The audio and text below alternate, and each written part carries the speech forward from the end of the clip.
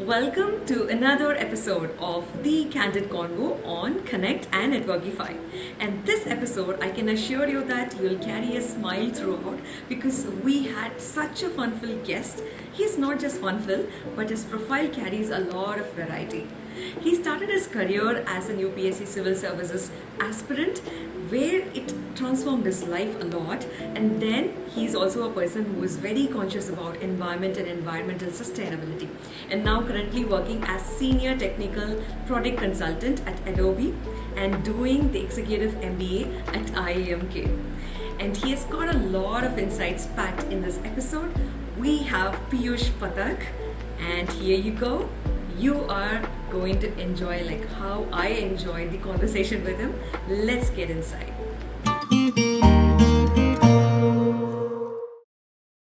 Hi Piyush, welcome to the Candid Convo of Connect and Networkify. Happy having you here. Thank you so much. Indeed, it's an honor being the second guest in your talk show. So yeah, it's Yeah, an you honor. are my second guest. Yes. Yeah, So, yes, how are you doing? all good. Happy to be here and excited to see how it goes. Yeah, so let's dive into the conversation. Yeah. So, before I wanted to have this conversation, I just went through your LinkedIn profile. And one thing that caught my attention is your responsibility towards environment and environmental sustainability.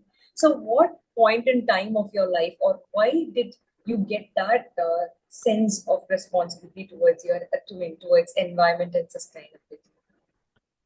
Okay. First of all, thank you for that. Well, I think the responsibility, there's no choice. So if I had to quote Ban Ki-moon, was a UN Secretary General, and he had said that there is no plan B because there is no planet B. So the way, it's slightly disheartening to see that, the way we have been ignoring the environment. And when I say we, it's more of the developed economies, uh, the kind of emissions which are going on, but there is no responsibility. Countries have been walking out of climate conferences, just like it's yet another deal. But I think in us as Indians, this thing has already been always been there. It's the way we have been culturally brought up. All our festivals are somehow related to the environment. We are offering sacrifices, uh, according to the agriculture and harvest seasons in our festivals as well. So I think it has always been there, and the fact that things are so much common now that it's not just about talking. uh, if I talk about being here in Delhi right now, the air has started going bad. We can sense that the it's slowly that time of the year when the skies have started turning gray. So I think environmentalism is the need of ours. We have to, whatever business we are doing, we have to do it sustainably. And this is not about passing the buck to the other person. Uh, Everyone has to play their bit because it's like a very ticking time bomb. Uh, we had decided in 1997 during the Kyoto Protocol that we will be curbing the emissions below 2 degrees Celsius, the greenhouse rise in temperature. But as of now, in the Paris Agreement, also, there is no consensus. So there is no consensus, which means there is no action. Individual countries like India are doing their bit, but if there is no such action, then things are going to turn very ugly, and they are already doing it. And when the climate change and these effects start pouring up, it's not about just affecting one country or one kind of people. The communities which are at a disadvantage, they would be hit harder. So it's going to increase the inequality, and we have already seen this in COVID, that we are not all in the same boat. We are in the same storm, but we have different. Some people have big ships, and most of us are on small rafts.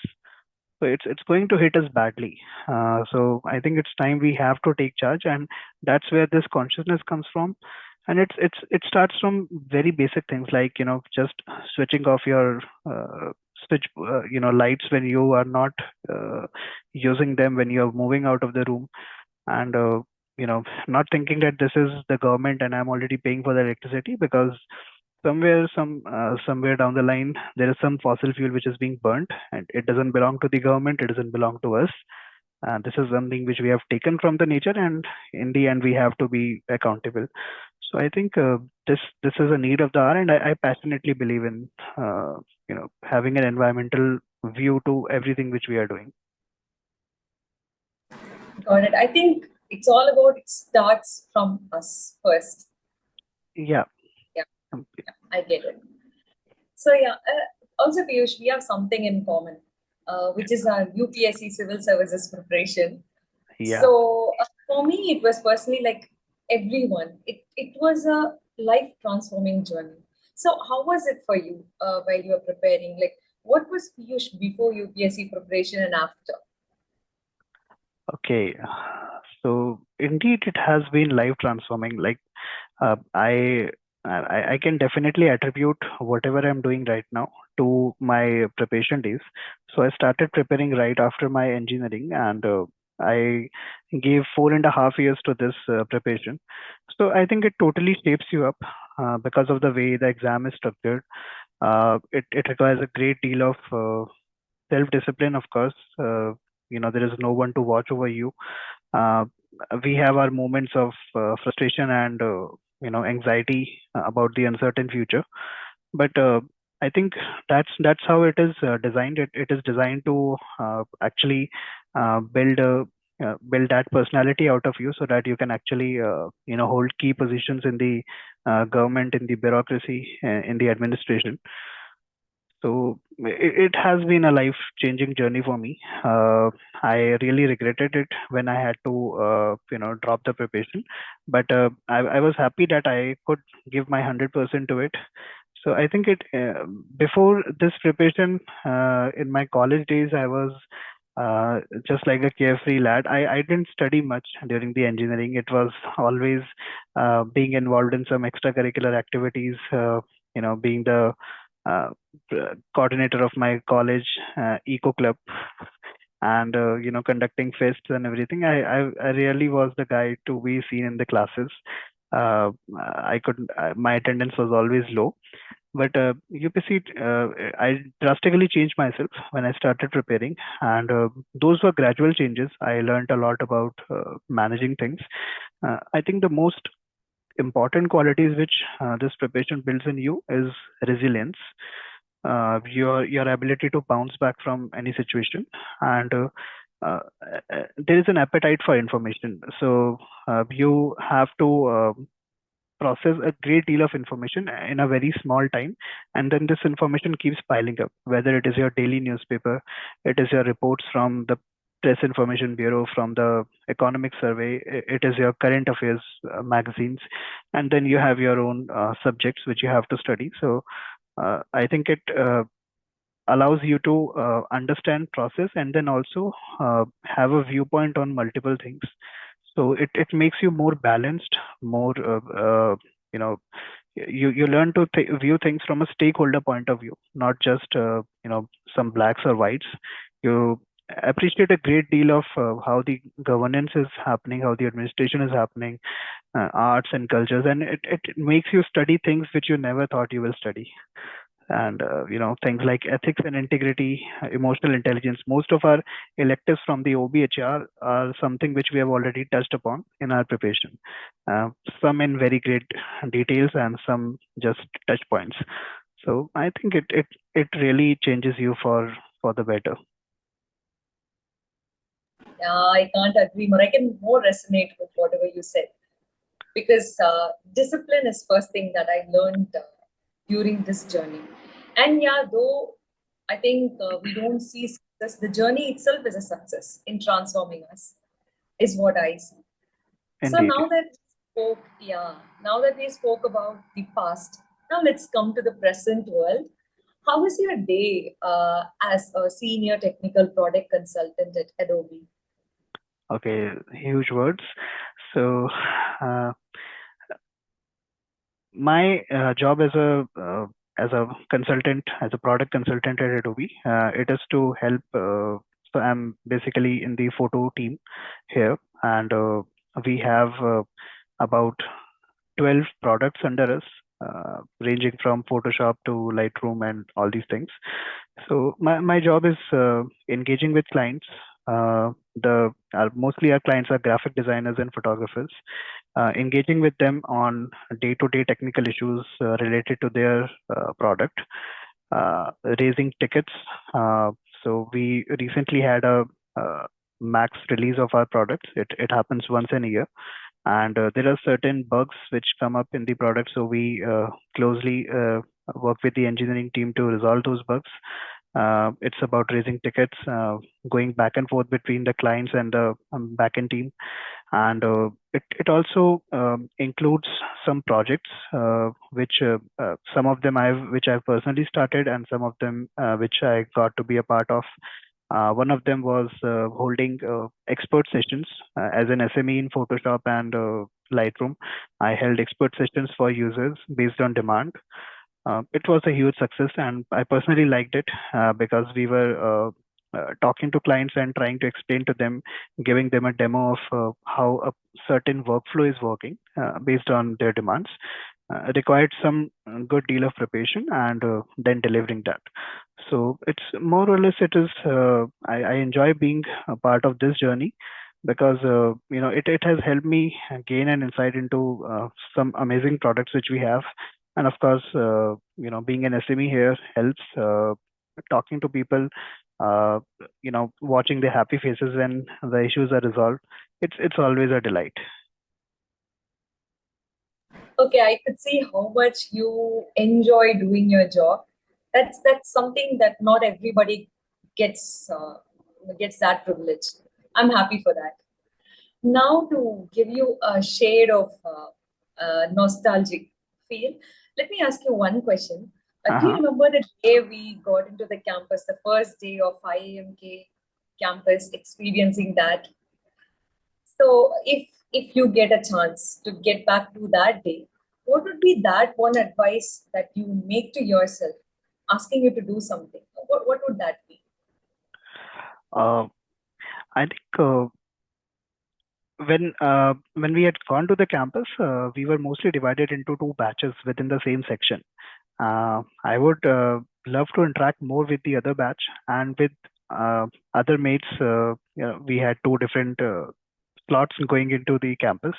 I would certainly tell myself this time that you have to talk to more people, you have to interact with more of them.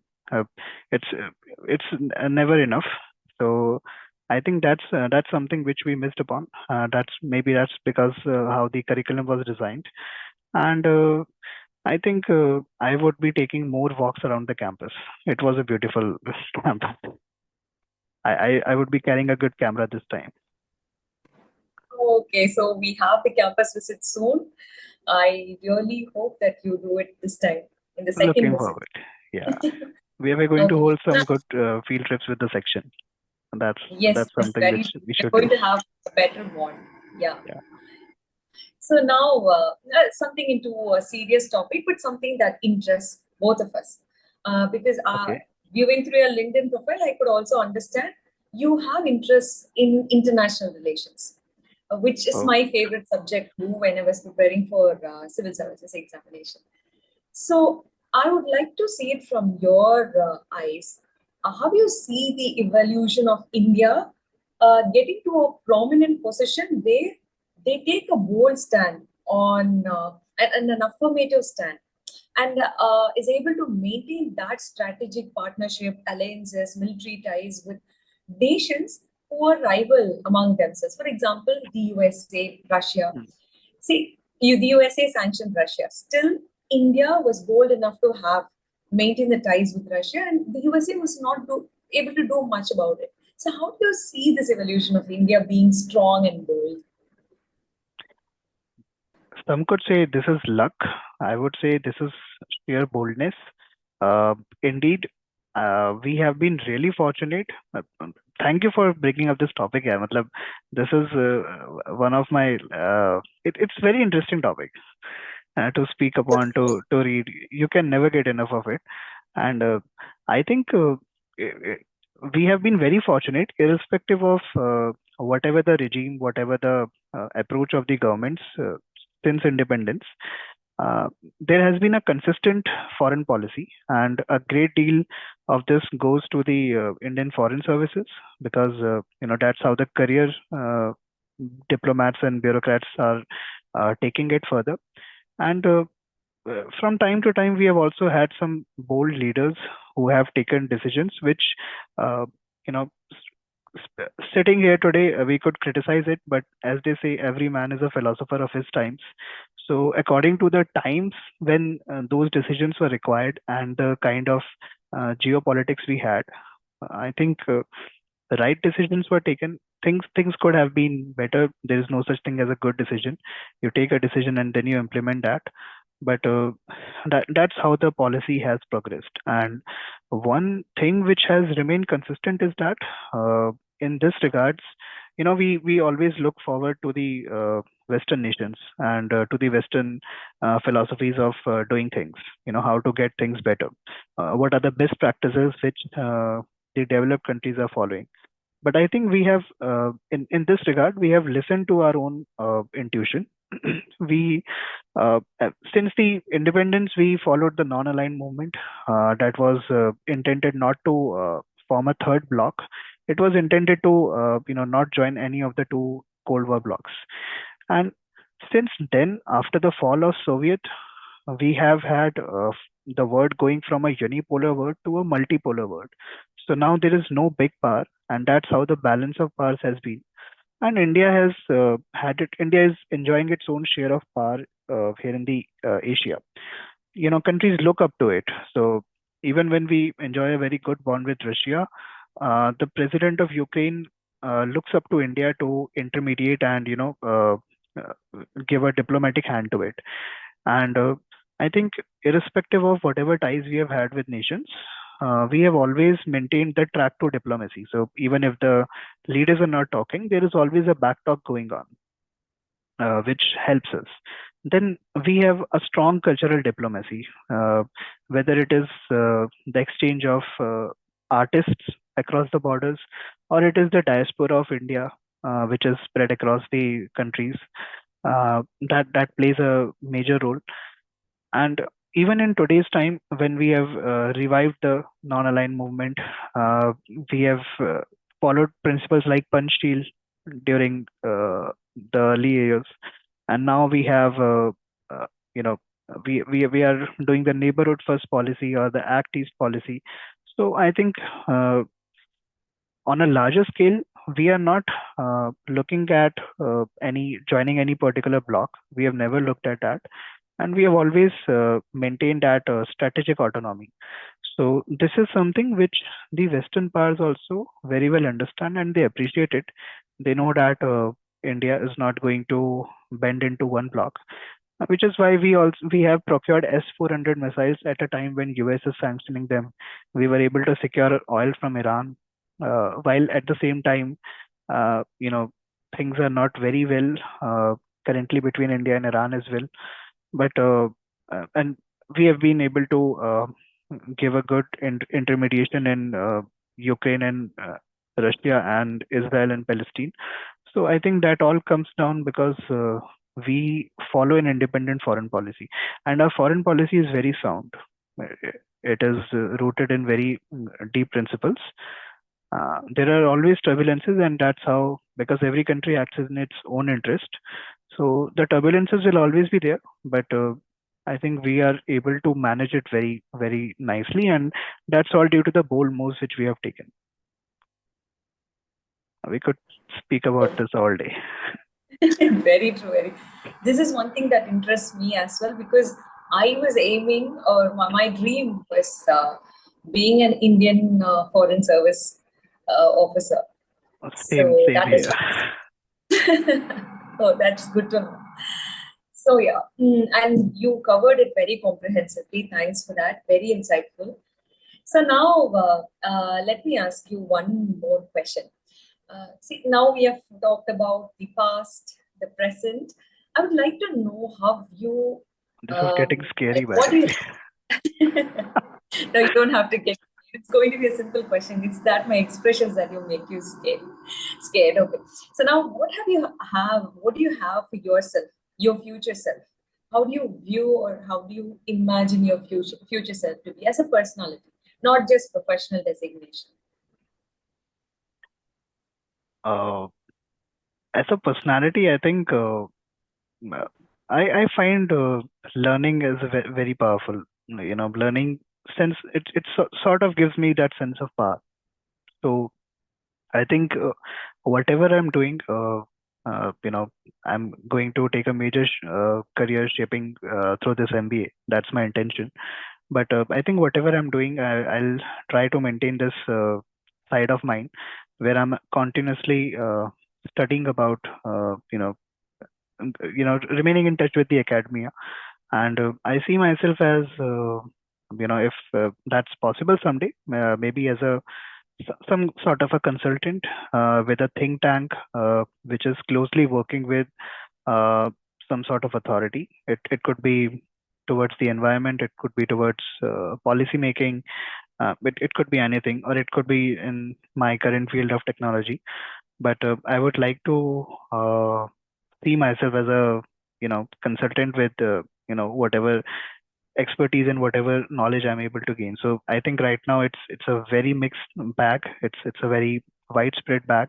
There is no specialization going on, but I would like to maintain that uh, sense of consultancy, which I think is my forte. And of course, communication would always be there. I don't know what the future holds, but given a choice, I would love to be associated with academia also, some sort of academics. Great. While It's like a yeah, mix of many. The yeah, UPSC, which the public policy comes in, and then your application of MBA knowledge and being a yeah, consultant, and your responsibility towards environment. So a mix of all these. It's good to know, and all the very best. I really wish that you achieve whatever you really have in your imagination for yourself. So now we are getting into a tricky part, not a very tricky part. It's the world of black or white, not black and white. It's black or white. So this or that strictly. So I'll give you five questions, this or that. You have to choose one from that. Are you ready? I can't I stand the should. gray. Okay. Let me ask you. Okay. The first one would be tech conferences or product expos. Tech conferences or Product expos. product Ex- expose. EXPO Expo. Okay, tech conferences or product expose. Yes, Uh, yes. I think tech conferences. Okay. Debugging or brainstorming new features. Mm, I think brainstorming. International relations or public policy. IR. Ah, yeah. Okay, international relations. Okay. So user experience design or backend operations. UX design. Like that more aligns with your job as well. Yeah, So last, planning or spontaneity. planning. I'm a spontaneous person. I love to believe that, but it has to go towards planning. That's the ambition. So you successfully completed the last stage of this mission. Yeah, it was getting scary by the time. But Good. thanks a lot for this amazing. Like I think you the choice of questions was amazing. That Thank you so much. Because that was because you had a lot of variety in your LinkedIn profile. It was easier for me to figure out questions. I didn't have to think. it needs an update. So I would like to see a refresh look of your LinkedIn soon. But So yeah, thank you thank so much you. for yeah, yeah. Thank you so much for this amazing. I really enjoyed it thoroughly. I enjoyed it too. I think it was completely fun filled, though we discussed serious topics. I thoroughly enjoyed it. It was an energetic and fun filled conversation. Thank you so much, Piyush, for the time. that you spent. I You're really welcome. appreciate this. And I really hope we meet in a lot more episodes of the same Connector Networkify series. Yeah, I'm actually looking forward to what's in store. We have a lot of people whom I want to know, whom I want to see speaking beyond the classes, and of course some people not in our section. I've not even seen them speaking in the classes. So I think this is an amazing initiative. Yeah, looking forward Thank to you. this, and thank you so Thank much for having me. Yeah, thank you. Bye bye. Bye. Take care. Okay, take Yeah, care. Bye. bye.